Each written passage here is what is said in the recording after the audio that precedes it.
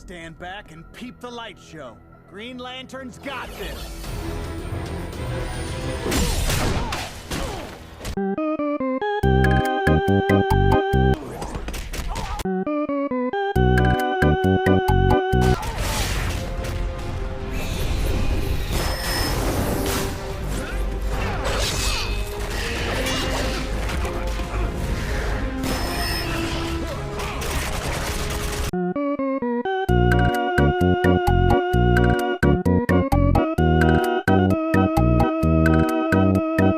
If you ask somebody who their favorite superhero is, most of the time you're gonna get some of the most generic answers like Superman, Spider-Man, Batman for some odd reason, any of the random superhero. But for me, the answer would vary because depending on the point of time you asked me who my favorite superhero is, it was very different. At one point in life, my favorite superhero was Superman, and then after that, it was Spawn after watching the movie Spawn. After that, it was The Flash because I'm on a whole nother level, I'm geeky. You think you bruh. The nigga chin Flash! Hi. I love you! Thank you. because The Flash is just broken and I like The Flash. And then after that, it was Deadpool because Is he looking at us?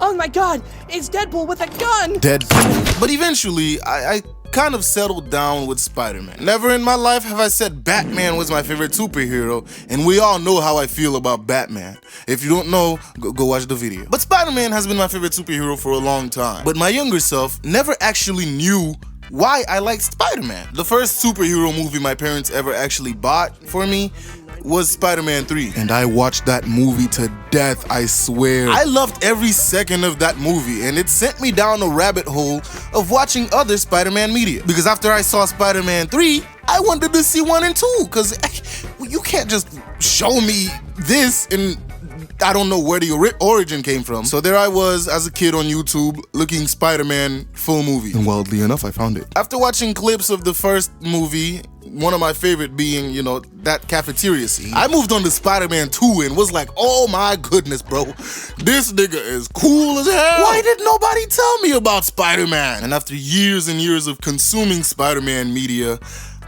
I fell in love with 2099. The costume, the power, well, it was mainly the costume, but the powers, it was amazing. Spider-Man from the future?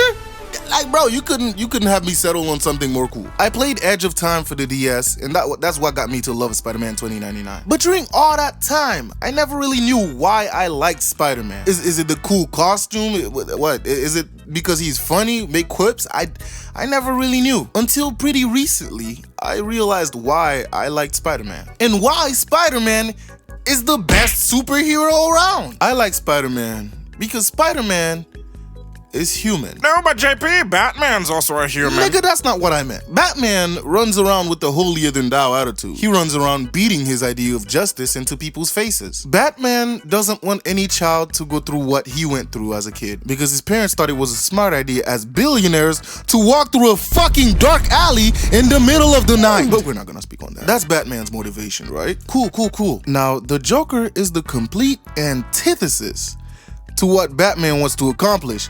And yet, Batman refuses to get rid of this nigga. Hence why I don't like Batman. I'm sorry, guys. I always get heated whenever it comes to talking about Batman. Let's get back to Spider-Man. I recently realized that Spider-Man is one of the few heroes who actually shows what it will be like to actually be a superhero. Apart from the MCU Spider-Man fighting fucking galactic level threats, Spider-Man / Peter Parker is just your average guy trying to do good. He's your friendly neighborhood Spider-Man. After consuming so much Spider-Man media, playing the PS4 games, and Miles Morales, I truly understand why I like Spider-Man. Spider-Man doesn't protect Brooklyn because he thinks he's the only one able to do it or he's the best one to do it, because he's not. The Avengers are like right around the corner, bro. He does it because he realized early on what having power and not doing anything with it results in. Uncle Ben's death is the driving force for all Spider-Man in the Spider-Verse. Spoiler for Across the Spider-Verse movie, but not really. After Uncle Ben passes, Peter vows not to let anyone else die, to save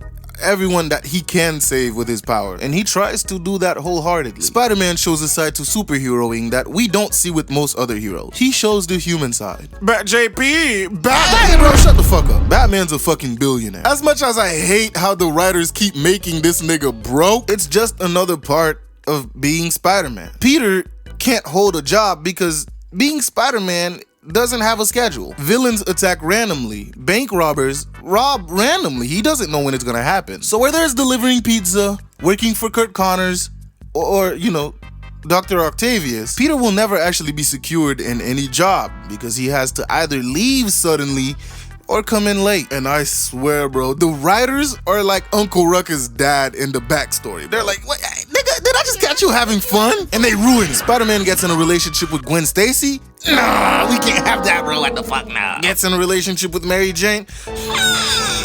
Nah, let's ruin it one more day. Like, bro, they can never let this nigga be happy for too long for some reason. They made this nigga allergic to happiness, and I hate it. But it's what makes Spider-Man him. The struggles he goes through in his everyday life and his superhero life is what, you know, builds character and builds him. Without Uncle Ben's death, Peter becomes an actual villain, luring other spider people from different universes to drain out their power so he could get it for himself, in a twisted sense of justice of wanting to be stronger to protect Brooklyn. Just like you and me, Spider-Man goes through hardships. Spider-Man struggles to pay the rent. Spider-Man struggles to maintain a relationship. And to me, Spider-Man is the best superhero because he's just so relatable. Insomniac Spider-Man shows why Spider-Man is the best superhero with a single scene. In the first intro cutscene, Spider-Man puts on his mask and it starts scanning the room. One of the things it scans is the monthly rent that needs to be paid. And then the police scanner starts talking about what's going on at Fisk Tower. And with a slight hesitation, Peter jumps out the window and goes to Fisk Tower to stop Kingpin. This one opening scene in a game made me fully realize why I like Spider-Man. Because with great power comes great responsibility, as Uncle Ben says. And Peter understands full well the responsibilities that are now on his shoulders because he chooses to be Spider-Man. If you like Spider-Man, go ahead and drop a like on the video, subscribe, turn on that notification bell, and I'll see you next time. Bye.